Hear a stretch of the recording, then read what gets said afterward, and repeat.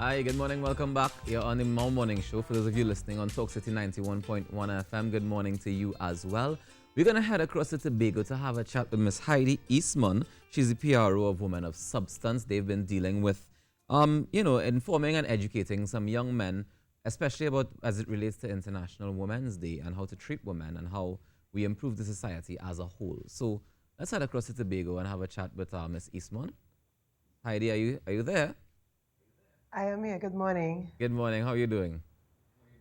I am good, thank you. How are you? I am fantastic this morning. So tell me a little bit about what you've been doing with the theme of strengthening our boys, because strong boys equals strong men. Yes, they do. First and foremost, allow me to explain that the organization Women of Substance is basically engineered by the founder, Ms. Onika Mars, who is a domestic abuse survivor.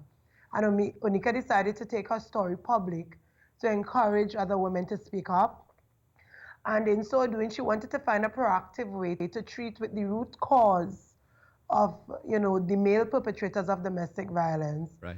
By, this year she said, you know what, we're going to deal with the youth. She executed the project last year and decided, it's worth repeating. So I, having been a new member, decided I would like to take it back to my old alma mater, which was Scarborough Secondary School. So we engineered the project along with a strong team of presenters and ground support, and took the program into the school to work on that theme and execute, because as you said, we need to have stronger men in our society in order to eradicate the issue of domestic violence and abuse.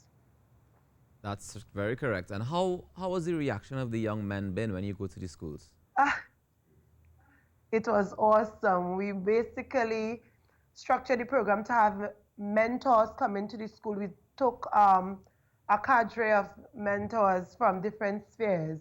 We dealt with the academic, mental, balancing your emotions, sexual, the conversations that they will not necessarily have with their parents or their peers, to have the right person give them the information as it relates to sex and how they approach women on drug abuse. So it was holistic. We even sought a moderator, Mr. Richard Trumpet, who, of course, would have been able to relate to the young men on that level. So we had a lovely 2-day session. We dealt with about 100 and something young men. We did it in 2 sessions because it was too much to do in one. Yeah. And we had the dialogue, and we had to, of course, encourage the young men to change the narrative that it's not okay to hit, even if you're upset. It's not okay to disrespect a female. You need to have respect for yourself first, and of course, by extension, treat the women around you, your mother, your sister, your siblings, your classmates, your colleagues as you grow older, with that level of respect that would avoid you having to, years down the line, suffer the consequences of being hasty, by lashing, by being abusive. Of course, you plan to be a father.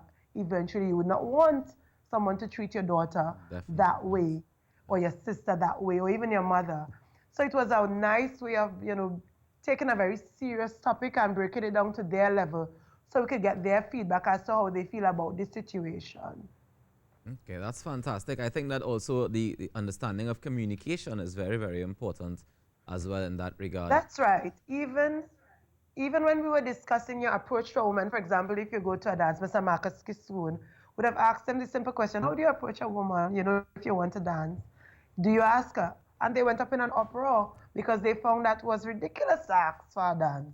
Because, of course, what they see is, you go up to a girl and you approach her in that type of manner without asking, because it's understood you're in a party, you're here to dance. So they didn't really grasp the concept of asking for consent before. They thought it was, it was more or less like an entitlement for a dance. Yeah. So we have to change the narrative, and the age range is perfect because right after high school they will be venturing into society as adults, young adults. So you need to break that chain of thought and that cycle that this is the norm, but it's not necessarily correct. Right. We need to correct it from here moving forward. So it was a great discussion. I must, of course, mention that we had presenters from the U.S. Embassy, Mr. Lenton Davies. We had Kevin Liverpool from Carryman Male Action Network. We had Marcus Kissoon from the Institute of Gender Affairs at UWI. Mr. Ray Sandy, who was a former THA administrator, chief administrator, who is now a part of the team. We had a pastor. We had Mr. Hanif Benjamin from the chairman of the Children's Authority Unit. We had Mr. Marcus Samuel, who was a prison officer. Mr. Nielsen Lewis, who was an IT tech in the Department of Youth.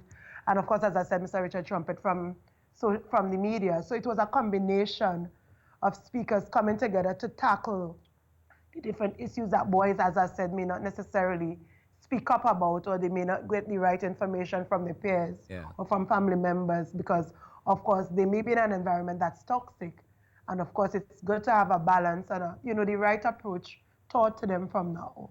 And I want to congratulate you on the decision to have men talk to these boys, because at the end of the day, I think that it's very important that they understand that as an adult man, it's the role that you play in the life of the woman around you is very, very important. And to hear it coming from men is oftentimes it would resonate with them a lot better.